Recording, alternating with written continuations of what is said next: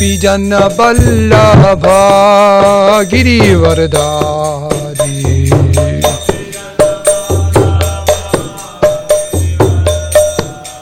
Jasura Nandana Braja Janaranjana Jamuna Tira Bonachari Jaya Radha Madhava Kunja Vihari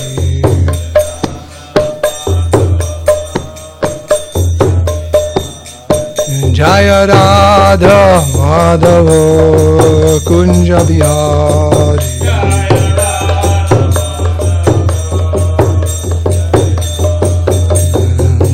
Hare Krishna Krishna Krishna Hare Hare Hare Rama Rama Rama Hare Hare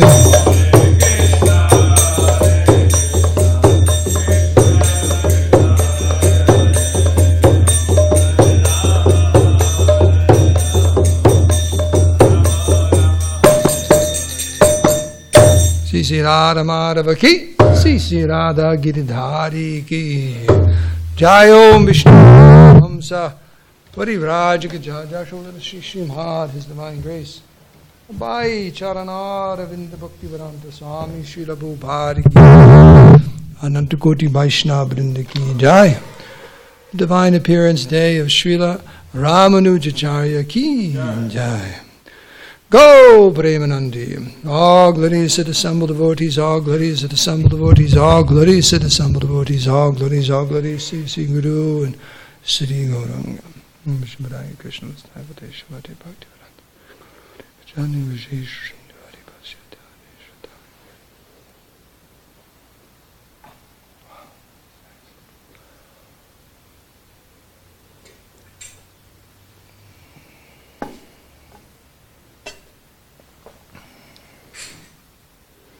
Does it have a timer on it? Is that little bells there when the class is over it goes off? No. That's cute. Is the other one just not tell time or something? The other one's not working. Okay. Still there though, right? Yeah. But then they fixed it. Okay, now we have two. Okay, I like this one. That's cute. Okay, so this morning we're reading from a book compiled by Naimisharanya Das. It's a biography of the life of Ramanujacharya. Om Namo Bhagavate Vasudevaya.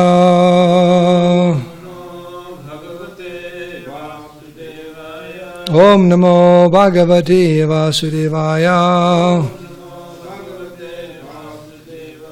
Om Namo Bhagavate Vasudevaya.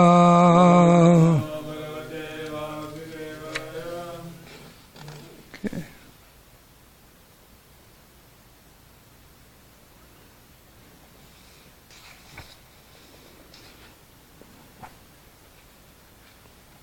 So I wanted to read a little bit, this is the introduction, explaining a little about, this is Ramanuja's philosophy of Vishishta Dvaita. Just get some idea of significance of Ramanujacharya, because it says there are 4 Vaishnava Sampradayas, bona fide Sampradayas. The one we're in is coming from Lord Brahma. These are all very exalted divine personalities. So this is the Brahma Madhva Sampradaya coming from Lord Brahma. It's a chain of disciplic succession he started. There's one from Lord Shiva coming down. There's one from the 4 Kumaras, Nimbarka Swami, that's coming down. And then we have one from the goddess of fortune, Lakshmi herself. That's called the Sri Sampradaya. And Ramanujacharya is coming in the Sri Sampradaya. Sometimes there's an idea that he started the Sri Sampradaya, but did not start the Sampradaya. It's coming from Lakshmi herself.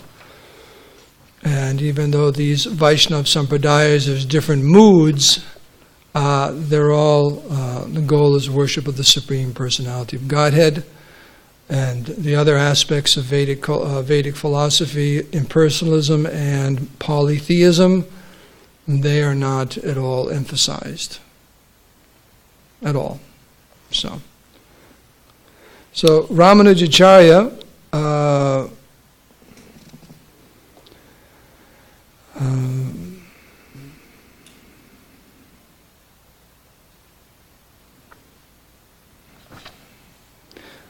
he appeared 300 years or so after Sankaracharya. Now Sankaracharya was a partial incarnation of Lord Shiva. Vishnu asked him to come into this Kali Yuga and speak a philosophy to completely bewilder people, so they would more or less be very apathetic about their spiritual life, and it would just lead to materialism. Because if you're not very enthusiastic about your spiritual life, what's left? Material life. It's one or the other, A or B. That's what you got. So this, Kali Yuga means a time of materialism. So just to keep the mood, the Kali Yuga mood, the Lord makes different arrangements, and one is even presenting a so-called spiritual philosophy that's so really unspiritual that people give up true devotion to the Lord, and eventually they just fall away and just become materialists because there's nothing really there. And that was what, at that time in India, because Sankaracharya was such a powerful preacher, being an incarnation of Lord Shiva, he had established this impersonalism.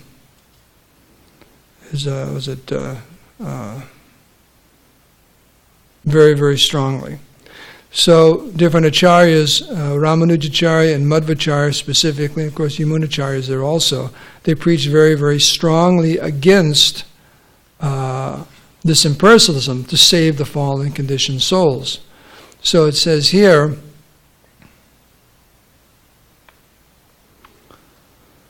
to combat the teachings of the non-devotional monists, Ramanujacharya attacked them on their own ground. Now this is a very important point being made here. Rarely expressing devotional sentiment, and for the most part citing the Upanishads and Vedanta Sutras as scriptural evidence rather than the overtly Vaishnava Shastras. It is for this reason that Ramanujacharya, unlike Madhva, does not use the srimadbhagavatam to support his teachings. The main philosophical works of Ramanujacharya are his commentary on Vedanta Sutra, Sri Bhasya, the Vedharta Samgraha, the Vedanta Sara, and his commentary on Bhagavad Gita. In other words, these impersonalists, they're not really accept the devotional scriptures. So how to defeat them in a philosophical argument? Well, defeat them with their own scriptures, the scriptures that they follow. So that was what's described here. That's how he did it. So understanding their presentation and refuting it just based upon their presentation. So, according to Shankara, nothing exists anywhere except Brahman, which is formless, changeless, eternal, and devoid of all attributes. Therefore, the variety that we perceive in this world is simply an illusion and does not, in reality, have any existence. Because a living being is covered by ignorance, avidya or maya, he perceives variety and changes, but when enlightened by pure knowledge, he will realize that everything is in fact Brahman, and that his previous perceptions were simply illusion. Obviously, in such a philosophy, devotion is also ultimately meaningless because the distinction between God and his devotee is also illusory. That's a pretty good paragraph, more or less sums up the whole Mayavad impersonal philosophy. There's all illusion, so God's an illusion, the soul's an illusion, devotion's an illusion. So it's really, there's no room for us. There's no room for the Hare Krishna movement in the impersonal world. So is there something wrong with that impersonal understanding? It says here, in his commentary on Vedanta Sutra, Ramanuja strongly attacks Shankara's ideas. So here's one.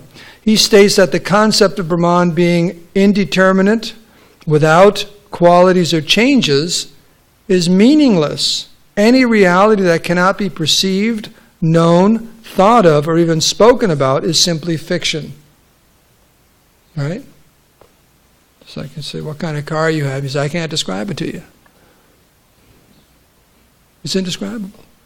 So, well, come on, what kind of car do you have? Well, it's beyond words. So start wondering if you really even have a car at all, right?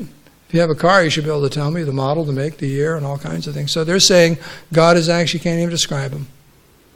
Changeless, formless, indescribable. So Ramanujacharya said, that's fiction. It's a made-up idea. You should be able to describe the absolute truth. Because he's saying here, the cosmic manifestation, with all of its varieties, may be temporary, but that does not mean that it is unreal. Illusion is to perceive something as different from its real nature, and not, as Shankara states, to perceive something that does not in fact exist. When one mistakes a shell for silver, both the silver and the shell are real, but the illusion is mistaking one thing for the other. So sometimes you see like an oyster shell or something, in the light it looks like silver.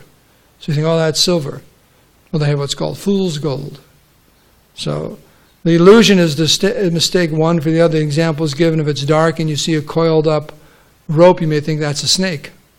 The illusion is thinking it's a snake. The illusion is not that it is actually a rope, and there are really snakes. The illusion is the perception. So therefore the universe is real, but the illusion is to accept it as the all in all and not consider the underlying basis of existence, which is God. See, the impersonalists who say, actually, it isn't real. It's not even here.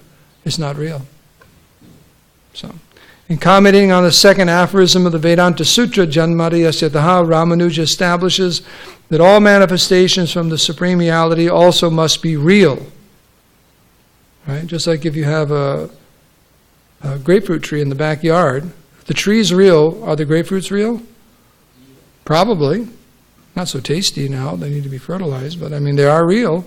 So anything coming from the absolute truth must also be a reality.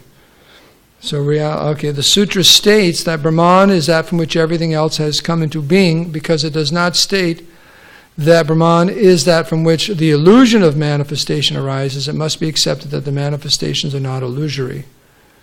So,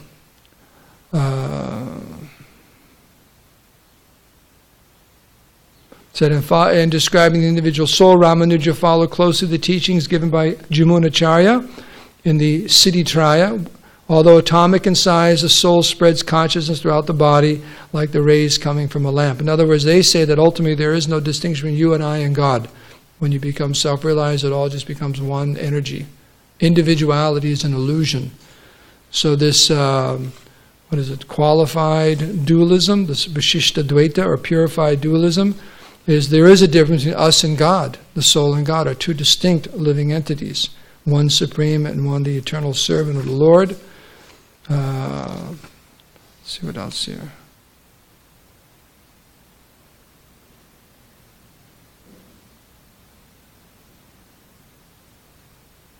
Let's get this into some more.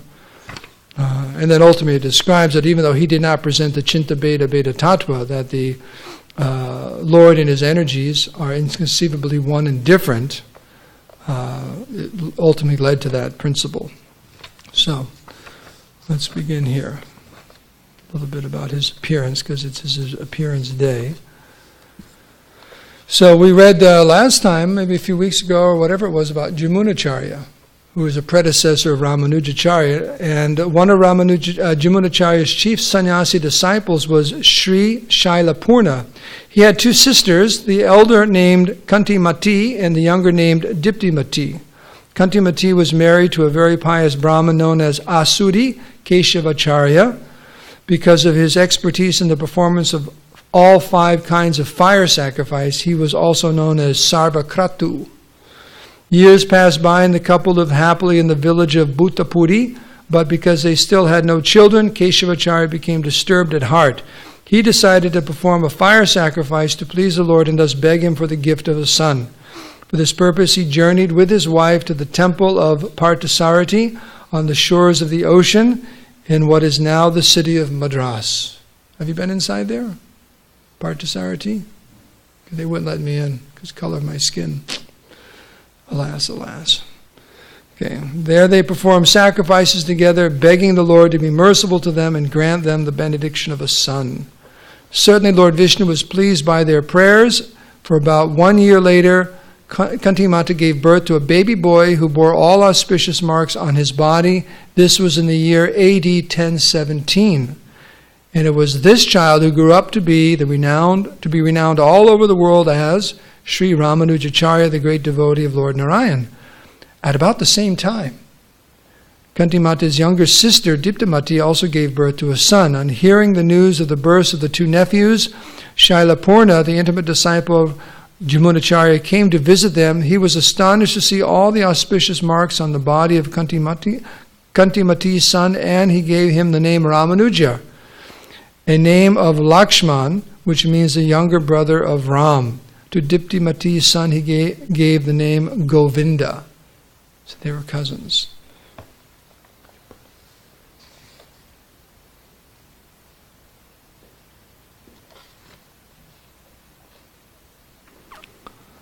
So it says here that at a very young age he met Kanchipurna, who was a disciple of Yamunacharya, and they had a long-going relationship. He considered him his spiritual master.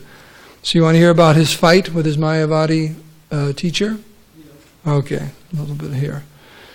So at the school of Yadava Prakash, because this impersonalism was so prominent, all the schools, everyone taught it. It was the norm. So at that time, a very learned scholar was living at Kanchi. His name was Yadava Prakash, and the fame of scholarship had attracted a large group of disciples to him. Being desirous of understanding the Vedic literatures, Ramanuja also became his student, and his pleasant nature and quick intelligence soon endeared him to the great Pandit.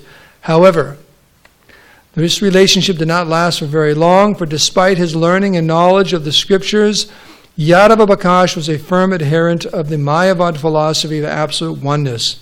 He taught that the all-pervading Brahman was the absolute truth and that the personal God, Lord Vishnu, was illusory. Ramanuja was a pure devotee of the Lord, and so he was pained to hear the statements of Yadava Prakash that denied the supremacy of his beloved Lord. Out of humility and respect for his guru, Ramanuja would not point out the defects in these impersonal teachings, but the situation gradually became impossible to tolerate. The first confrontation. One day, when the other students had gone home to take lunch, Yadava Prakash asked Ramanuja to massage his body with oil. At that time, one of the other students returned to the school to discuss with his teacher a passage from the Chandogya Upanishad that they had been studying that morning. In particular, he inquired about the word kapyasam, which occurs in the first chapter, part 6, verse 7. Therein it is stated, kapyasam pundarikam evam akshini. Following Shankaracharya's interpretation, Yadava Prakash began to explain that kapi asam referred to the rear end of a monkey, and that the whole passage meant that the Supreme Lord had eyes like lotuses, as red as a monkey's rear end. Talk about world jugglery. On hearing this horrible explanation of the appearance of his beloved Lord, Ramanuja, who was still massaging his guru, was filled with such intense grief that hot tears immediately began to pour from his eyes. When Yadava Prakash felt the touch of these tears, he looked up in surprise. Seeing Ramanuja's distress, he asked what was causing him such pain. To this inquiry, Ramanuja replied, "O Master, it causes me such suffering to hear this terrible explanation from a great soul like yourself. How sinful it is to compare the beautiful lotus eyes of the Lord to the posterior of a monkey. I never expected to hear such a thing from my teacher." Yadava Prakash was angered by this challenge from one of his own students, and he replied sharply, "I am also very aggrieved. Impudent words from an inferior are never praiseworthy. If you have become so proud that you think yourself a better teacher than me, then let us hear your explanation of the passage." "By your mercy, everything is possible," replied Ramanuja. Yadava Prakash smiled derisively. "Now we are going to see this boy outdo the great Shankaracharya," he said. Ramanuja remained peaceful, but when he spoke, it was in a very humble way. Instead of understanding the posterior of a monkey from the word kapyasam, he said, another meaning is possible. Kapi can be taken as kam jalam bibati, that which drinks up the water, or in other words, the sun. The word asam also means to blossom, so the whole word kapi asam can be understood that which blossoms under the sun, or in other words, the lotus flower. Thus we can understand the mantra of the Upanishad to mean the Lord has eyes as beautiful as a lotus flower. Yadava Prakash was very surprised to hear such a clever explanation from one of his own students, And he realized that Ramanuja was a staunch adherent of the devotional philosophy of dualism.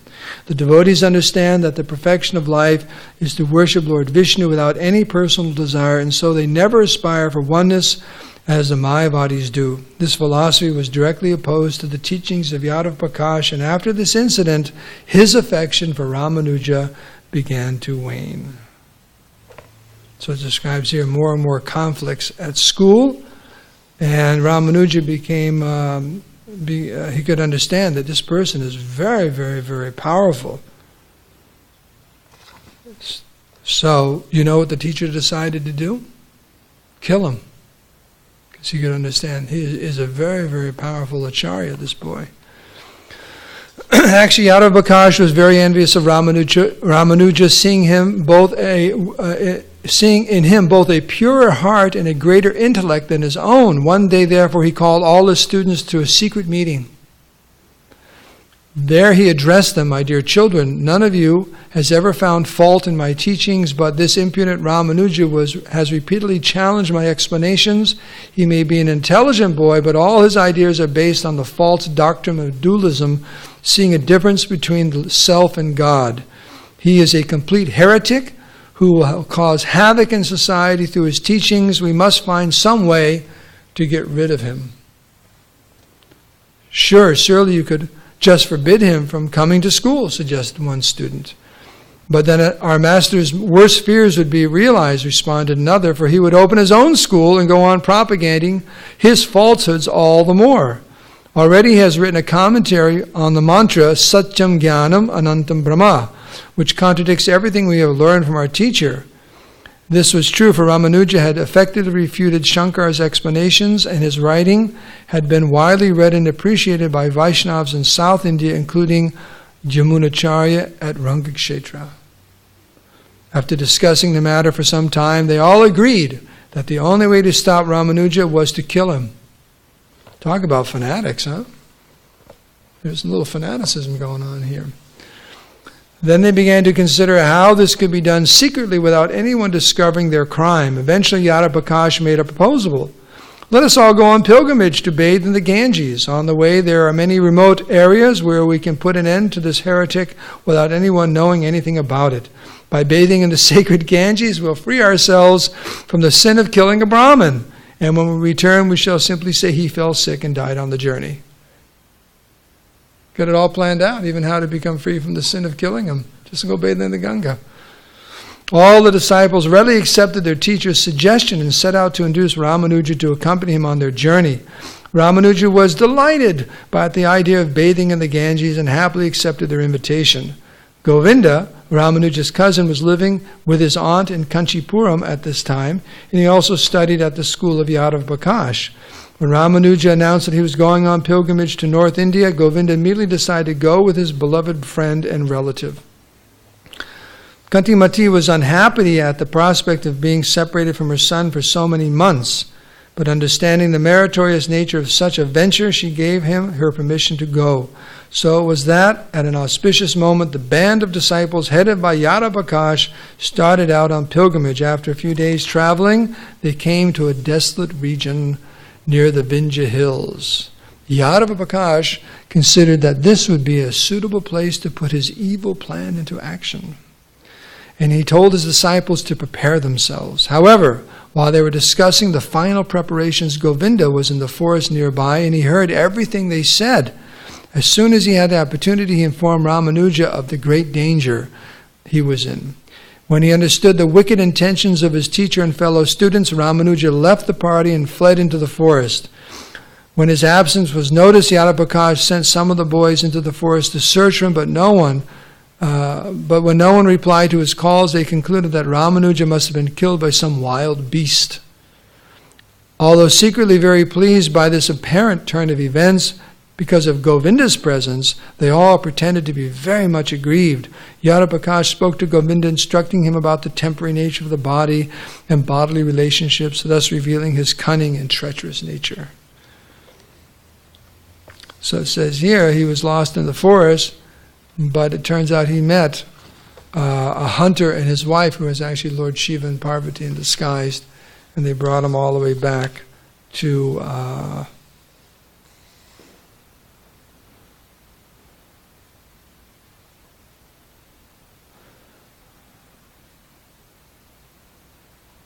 all the way back to Kanchipuram, all the way through the forest.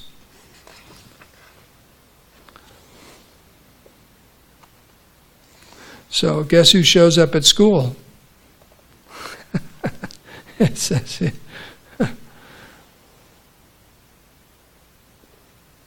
At first, Yadaprakash was fearful when he saw that Ramanuja was still living, but he thought the young man must be unaware of the plot he had made to kill him.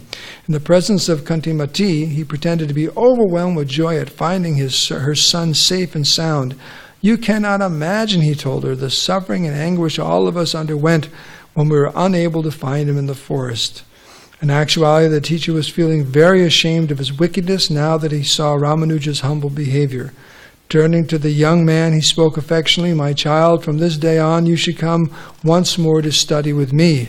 May the Lord continue to shower his blessings upon you." From that day on, Ramanuja resumed his studies with Yadaprakash. It's interesting, isn't it? Maybe just to deliver him.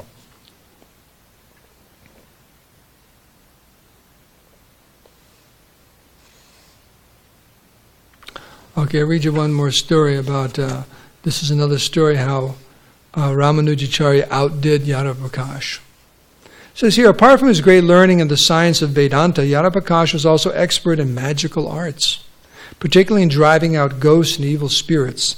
Once it so happened that the princess of Kanchipuram came to be possessed by a fearful Brahmana Rakshasa ghost. As Yadaprakasa's expertise in dealing with such situation was widely known, he was at once summoned to the palace. However, despite all his mantras, the ghost that was possessing the girl remained completely unmoved, laughing in a hideous, shrill voice. Can you do that? Laugh in a shrill voice. Yeah. We need Damodar here to laugh in a shrill, high voice. Where's Damodar? Okay. So the ghost within the princess called out, "Yadaprakash, of what use are all your mantras? You are wasting your time. Go back home." Determined not to be defeated, Yadaprakash continued with all his attempts to exorcise the evil spirit, but to no avail. Again, the Brahmana Rakshasa spoke, "Why do you waste your strength in vain? Your power is much inferior to mine. The only way you'll be able to force me to leave the body of this beautiful princess is by bringing here your youngest disciple, the devoted Ramanuja. His purity is the only force that can overcome my potency." Yadaprakash then sent word from Ramanuja to come to the palace without delay. When that great devotee of Lord Vishnu arrived, and understood the situation, he spoke to the evil spirit, asking him to leave the body of the princess. The Brahmana Rakshasa replied, speaking through the girl, "I will leave this body if you so kindly place your lotus feet on my head." Such was the purity of Ramanuja's devotion that even this evil fiend could understand the benefit of taking shelter of a great soul. With the permission of his teacher, Ramanuja placed both his feet on the girl's head, saying, "Now leave this place at once and give us some sign by which we may know that in truth that you have departed." The ghost replied, "Look now, I am leaving this body, and as a sign I shall break the topmost branch of the nearest banyan tree." At once the highest branch of the banyan tree cracked and fell to the ground, while the princess began looking around in her amazement, like one who has just awakened from sleep. When she was informed by her maidservant of all that had taken place, she hung her head in shame and hurried away to the inner apartments of the palace. When the king of Kanchi heard of his daughter's complete recovery, he hurried to worship the lotus feet of Sri Ramanuja and expressed his gratitude. From that day on, Ramanuja's fame spread throughout the kingdom, and his name was on everyone's lips. Yadaprakash, however, was not at all pleased by the turn of events, seeing that his position had been minimized by one of his own students. Now everyone was aware that Ramanuja was far greater in spiritual potency than Yadaprakash, and this was not at all to the liking of the proud Mayavadi. In addition, Ramanuja's intense devotion to Lord Vishnu was completely incompatible with the dry, monistic doctrines expounded by his teacher. Therefore, it seemed that conflict between the two was inevitable. So he says actually he was actually thrown out of the school. Yadaprakash couldn't take it anymore. But there is a section here later on. Prakash had a change of heart, and he surrendered to Ramanujacharya. So I'm going to read one more thing. I think I might have read this before, but it's when Ramanujacharya met Yamunacharya. And there are 3 things that he promised him that he would fulfill in his life. So let me just read that here. It's a picture here. Yamunacharya was actually on his disappearance bed. And let's see here. Ramanujacharya followed Mahapurna, which is one of his spiritual preceptors, to the banks of the Kaveri. When they saw the body of Yamunacharya, Mahapurna fell at his feet, bathing them with tears, while Ramanuja stood still, looking at the great Vaishnava. All the life air had passed from the body. Alabandhara's face was still serene and untouched by the shadow of death. Ramanuja stood there transfixed, just gazing as if in a trance at the face of that great devotee. Suddenly, the crowds fell silent and turned to look at Ramanuja, for it seemed that somehow he was able to transcend the barrier of death and be fully in the presence of Sri Yamunacharya. After a while, Ramanuja said, "I see that 3 fingers of Alabandhara's right hand are folded and clenched tight. Were they like that during his lifetime?" The disciples who were close by replied, "No, his fingers used to remain straight. We cannot guess why they are like this now." So the picture shows like that. That's where that sign comes from. It actually comes from Yamunacharya. Is that a sign here? What does that mean? Southern California. No, in Southern California, what does that mean? Hang loose. So it comes from you. Okay. Hang loose, Hare Krishna. It actually comes from, right there, the picture's there. That's what it was. It comes from Yamunacharya. If you see the guys doing it, Yamunacharya, Ki Jai. Ramanuja was then declared aloud, "Remaining fixed in devotion to Lord Vishnu, I shall free the people from the illusion by spreading the glories of the Lord throughout the land." As these words were spoken, one of the fingers relaxed and became straight. Ramanuja spoke again, saying, "To establish that there is no truth beyond Lord Vishnu, I shall write the Sri Bhashya commentary on the Vedanta Sutra." At this, the second of Yamunacharya's fingers became straight. Ramanuja declared again, "In order to show respect to the sage Parashara, who has so wonderfully described the glories of the Lord in the Vishnu Purana, I shall name one learned Vaishnava after him." With this final statement, the last of Alabandhara's fingers relaxed and became straight. When they saw this wonderful occurrence, everyone was filled with amazement. They could now understand that Yamunacharya's 3 tightly held fingers presented his 3 unfulfilled desires, namely to preach the glories of the Lord all over India, to compile a complete Vaishnava commentary on Vedanta Sutra, which would nullify the atheistic doctrines of the impersonalists, and to honor the sage Parashara by naming a disciple after him. Now Ramanuja's statements confirmed that he would complete the work Alabandhara had begun. So, because of the time, I guess we can end here. I mean, there's a whole book here. All kinds of wonderful pastimes and so on.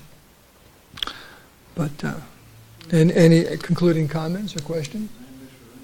English devotee. Oh, yeah. When I was back in the 80s when I was in Bhaktivedanta Village, the school, he was the headmaster. This is written back in the 80s. Nanta Shakti, I know him, he's the illustrator. He's illustrated quite a few books. Copyright is 2005. Actually, that's a second one. That's Ras Bihari Lal. He got the rights to. The first one is 89. 89. So. No. Well, he used to hijack things, but the point is, books go out of print, and he'll buy the rights to print it. That's the legal way to do it. Not all the time is that happening, but they came down a little bit heavy on him, like that. So as long as, because the book, you can't, no one picks it up to print it. It's a nice book, so he'll pick it up and print it. He'll pay the author some money and print, like that, buy the rights to print it. So that happens. So, okay. So, Srila Ramanujacharya ki jai. Srila Prabhupada ki